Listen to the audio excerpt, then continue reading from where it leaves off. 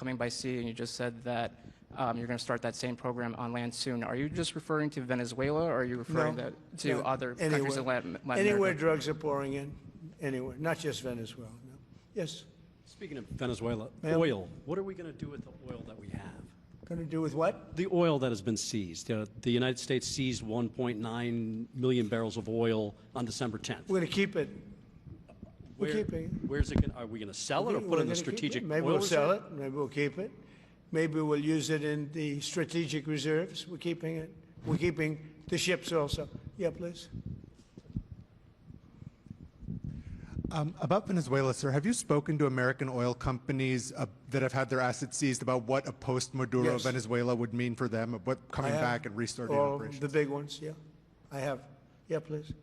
Why do you feel like this initiative was neglected for so many years, and does this come amidst the rising tensions between the U.S. and Venezuela? We're talking about with Venezuela? Yes. Well, you had a different kind of a president before me. They didn't mind being ripped off. They didn't mind being robbed. They didn't mind drugs pouring into our country. They didn't mind the jails of Venezuela and Trinidad being emptied into the U.S., where they take over Colorado and other places. I do mind. So you had a different kind of a president. I hope people are enjoying it, because we've never been respected more than we are now. Yeah, please. Thank you. Thank you, Mr. President. Were you surprised by the number of photos of Bill Clinton in the Epstein files? And can you commit to their By full... what? And were you surprised by the number of photos of Bill Clinton in the Epstein files? And can you commit to their full release by the end of the year? Some of the victims were protesting that too many of them were redacted. I know there are a lot of people that are angry about all of the pictures of other people, you know, but I think it's terrible. Look, I like Bill Clinton. I've always gotten along with Bill Clinton. I've been nice to him. He's been nice to me. We've always gotten along. Respect him. I hate to see photos come out of him, but this is what the Democrats, mostly Democrats, and a couple of bad Republicans are asking for. So they're giving their photos of me too. Everybody was friendly with this guy, either friendly or not friendly, but they, you know, he was around. He was all over Palm Beach and other places. The head of Harvard was his best friend, Larry Summers, and Bill Clinton was a friend of his. But everybody was. I actually threw him out of Mar-a-Lago, and as a person that was in Mar-a-Lago, I threw him out. Mar-a-Lago this is Mar-a-Lago. It's the hottest place I think it's the hottest place in the world, but it's the hottest place in Florida. And everybody would come here. He'd come here. We actually threw him out. But no, I don't like the pictures of Bill Clinton being shown. I don't like the pictures of other people being shown. I think it's a terrible thing. I think Bill Clinton's a big boy. He can handle it. But you probably have pictures being exposed of other people that innocently met Jeffrey Epstein years ago, many years ago, and they're, you know, highly respected bankers and lawyers and others, and they'll end up, because of guys like Massey, who's a real lowlife, whose polls are down to about 9%, by the way, in the great state of Kentucky. If you look at Kentucky, Kentucky is such a great place, but I don't know, they've got a couple of people in there that are very strange in terms of leadership. But Massey's a loser, and he likes it, and that he works with the Democrats. He's just being used by the Democrats, because what this whole thing is with Epstein is a way of trying to deflect from the tremendous success that the Republican Party has. Like, for instance, today we're building the biggest ships in the world, most powerful ships in the world, and they're asking me questions about Jeffrey Epstein. I thought that was finished. I believe they gave over 100,000 pages of documents, and there is tremendous backlash. It's an interesting question, because a lot of people are very angry that pictures are being released of other people that really had nothing to do with Epstein, but they're in a picture with him because he was at a party, and you ruin a reputation of somebody. So a lot of people are very angry that this continues. A lot of Republicans are angry because of the fact that it's just used to deflect against a tremendous success. Look, we have $18 trillion coming into our country. We have, I believe, we're going to have the most successful economy in history. We inherited a mess. Now prices are coming way down. Gasoline is less than $2 in some states, $1.99, $1.97, $1.95 a gallon. $1.95. Think of that. A gallon. Nobody ever thought they'd see that. They don't want to talk about that. They want to talk about Epstein. And the problem is a lot of Democrats are being caught up in the web, like Larry Summers. Larry Summers was the head of Harvard. He's now been forced to resign from every board he's on, and he was thrown off the Harvard board. Now, he was at Epstein's Island a lot. I wasn't. I never went there, by the way. But fortunately, it's nice. But I never went there. But a lot of people did go there. But instead of talking about the battleships, or instead of talking about most favored nations drugs, we're bringing down drug prices like at a level that has never even been thought of, by thousands.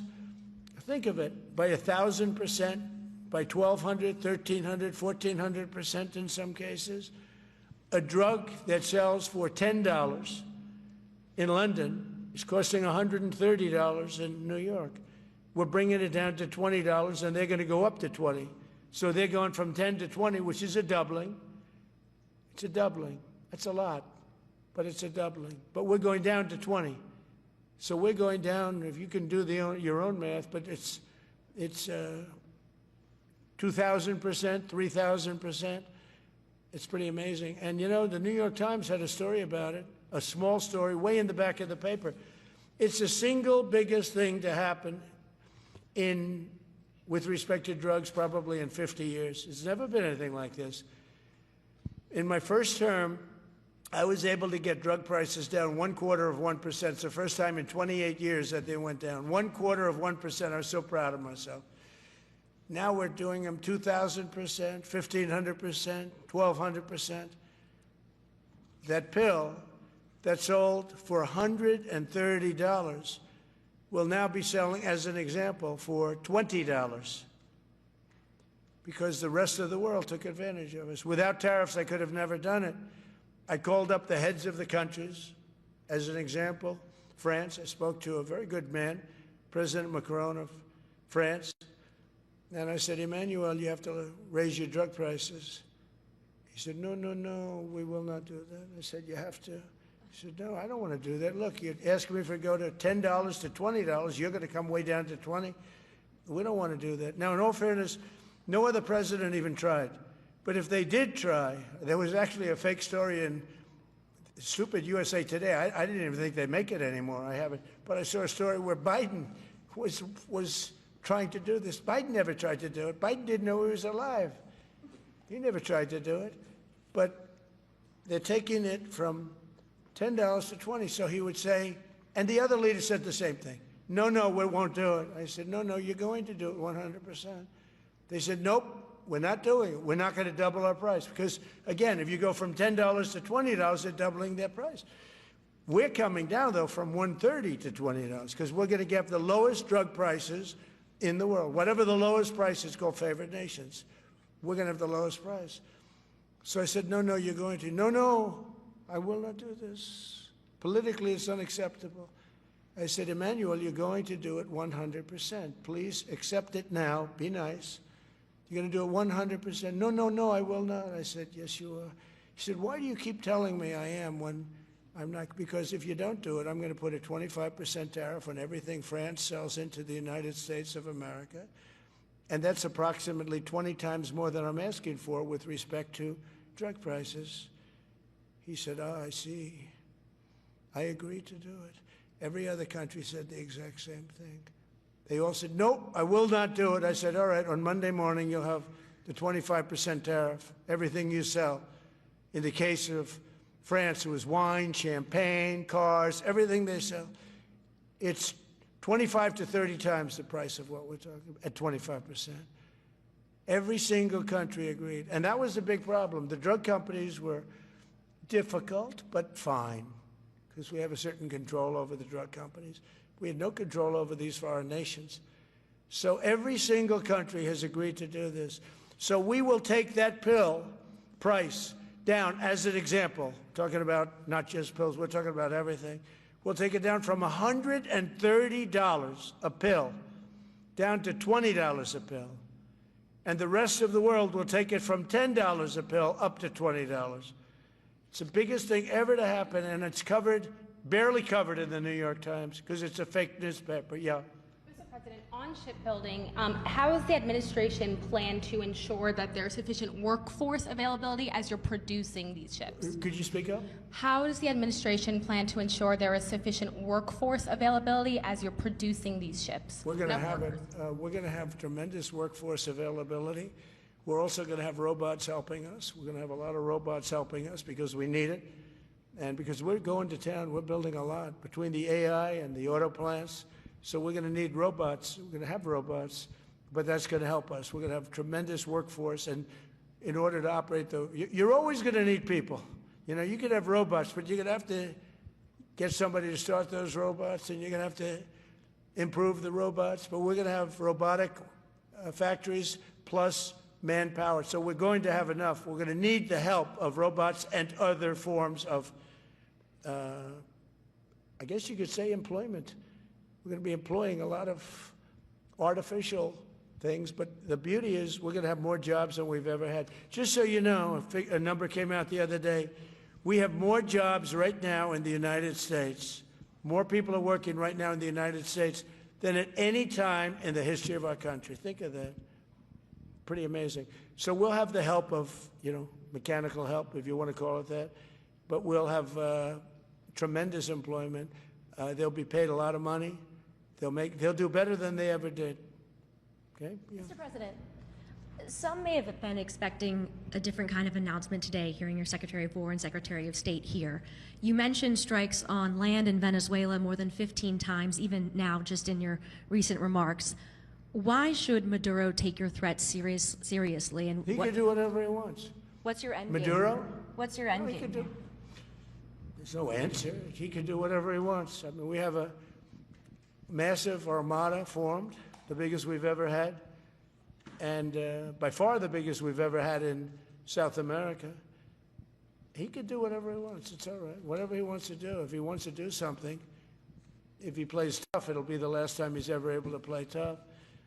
But they sent their prisoners into us. They sent people from jails, prisons. They sent people from mental institutions and insane asylums into the United States, just walked right in because Biden had an open border policy.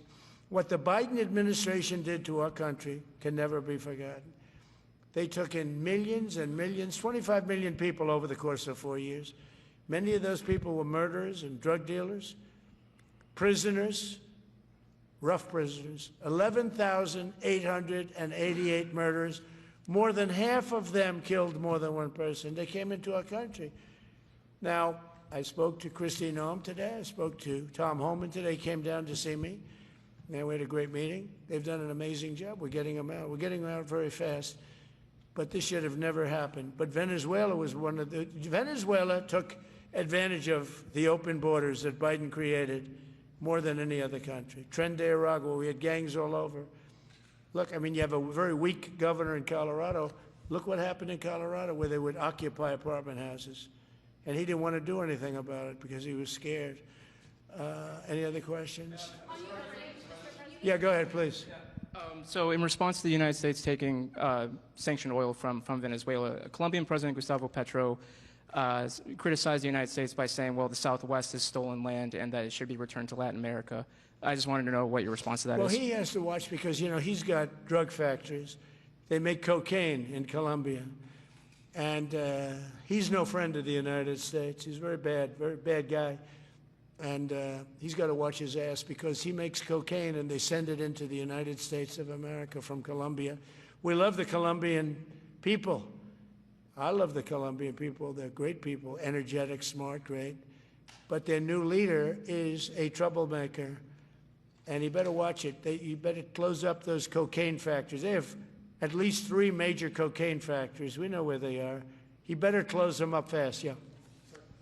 By the way, it's made and sold into the United States. Comes through Mexico. Thank you, sir. You've named Governor Landry to be new special envoy to Greenland. Yeah. How do you, what do you see that role entailing? And is it still your intention that Well, Greenland he called become me, part and of the you know, U.S.? he viewed Louisiana, the Louisiana Purchase. He said, "I'm governor of Louisiana," and he said, "I would love." I didn't call him; he called me. He's very proactive. He's a great guy. He's a deal guy. He's a deal maker type guy. And we need it for national protection. We need Greenland for national protection. They have a very small population. And I don't know, they say Denmark, but Denmark has spent no money. They have no military protection. If they say that Denmark was there 300 years ago or something with a boat, well, we were there with boats too, I'm sure. So we'll have to work it all out. But he felt very strongly we need it for we need Greenland for national security. Not for minerals. We have so many sites for minerals and oil and everything. We have more oil than any other country in the world. We need Greenland for national security. And if you take a look at Greenland, you look up and down the coast, you have Russian and Chinese ships all over the place. We need it for national security. We have to have it. And he wanted to lead the charge. So we're making him, Marco, today, a special envoy to Greenland. Greenland's a big deal. Yeah. On Ukraine, can you give an update on the talks that took place this past weekend, and could a trilateral discussion of sort be the next step for Ukrainian, U.S., and Russian delegations? So the talks in Ukraine, Russia are going along. They lost, as you know, 27,000 soldiers last month, mostly soldiers, some people in Kiev, etc., but mostly soldiers. And the talks are going along. And I say that, there's tremendous hatred between these two leaders, between President Putin, President Zelensky, tremendous hatred, and I hope we can get it done. We are talking. Talks are going okay, but, I've solved 8 wars, and Thailand is starting to shape up. They started with Cambodia. They started up again, but I think, Marco, we have that in pretty good shape to have that stopped. So we stopped 8 wars, and I thought this would be in the middle of the pack, but maybe easy, but in the middle of the pack. But there's a lot of hatred between those two people, and when there's hatred, there's, But we stopped one war 38 years, one war 35 years, one war was going on for 32 years. And we stopped, think of it, we stopped a potential nuclear war between Pakistan and India. And the head of Pakistan, highly respected general, he's a field marshal, and also the Prime Minister of Pakistan said, President Trump saved 10 million lives, maybe more, by getting that war. 8 planes were shot down. That war was starting to rage. And he actually said the other day that President Trump saved 10 million lives, maybe more. So we solved all these wars. The only one I haven't solved yet is Russia, Ukraine. Are you still pushing for the Christmas date deadline with Russia and Ukraine? And have you spoken with Putin or Zelensky or plan to push the deal? I'll do whatever I have to do. I'd like to see it stop. Look, we don't lose any money in that war anymore. Biden gave $350 billion, and who knows what happened to it. We now sell missiles, planes, all of the best military equipment. We sell it to NATO. We got NATO to go from 2% GDP to 5%. Nobody believed that to this day. Nobody's going to write that, but nobody believed it. And they take that money and they pay it to the United States for weapons. So we sell weapons to NATO. We sell full price. We sell weapons to NATO, and NATO takes those weapons and probably distributes them, but gives a lot of them to Ukraine. So we don't lose any money like we did with Biden. He was spending money like a fool. He was a fool. What he did to our country is so horrible. But he gave $350 billion between cash, gave a lot of cash, $350 between cash and weapons. You remember at the beginning of that whole thing, I gave them javelins. Javelins are the anti-tank busters. And President Obama at the time gave them sheets. I gave them javelins. They gave them sheets. But the bottom line, it's time for, I think they're all tired of that war. Everyone's tired of that war. It's got to stop. Yeah, please. The U.S. was in active pursuit of a sanctioned oil tanker yesterday. Are you able to share what became of that tanker? Was the U.S. able to seize it? No, it's moving along, and we'll end up getting it. Yeah, we're actually pursuing it. Can you imagine? Because it came from the wrong location. It came out of Venezuela, and it was sanctioned. Yeah, please. Ultimate goal in Venezuela to force Maduro from power? Well, I think it probably would. I can't tell that. That's up to him, what he wants to do. I think it would be smart for him to do that. But again, we're going to find out. Look, Venezuela did terrible things to the United States. They sent hundreds of thousands of people, millions of people, into our open border.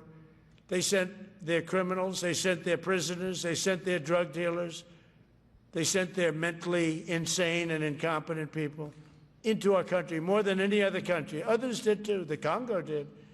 Others did too, and we just let them come right in because we were run by a stupid president. But you don't have a stupid president anymore. Mr. President, have you set up the meeting with the health care insurers just yet? And what are you hoping to get? How I'll are be you hoping setting to it up. lower I think we're costs? going to meet with healthcare, the healthcare insurers, the insurance companies. So what I'm asking for in healthcare is very simple. Obamacare is a disaster. I call it the Unaffordable Care Act. Unaffordable as opposed to, it's unaffordable. They're going to have a tremendous increase in premiums, which is Obamacare, which is them, the Democrats' fault. They'll try and blame Republicans. It has nothing to do with us. It's the Democrats' fault. What I want to do is we spend hundreds of billions of dollars a year that go to insurance companies. I want that money to go to the people and let the people buy their own health care. And everybody loves it. It's become our issue. Now, before I do that, I'll meet with the insurance companies, just as I met with the drug companies. As you know, we're meeting with 4 other drug companies, Johnson & Johnson, but they've all agreed. We're meeting with them this week. It's coming up. It'll be a similar meeting. They've all agreed. But nobody would have thought the drug companies were going to do what they did. Were they giving away free drugs? They've been so great, okay?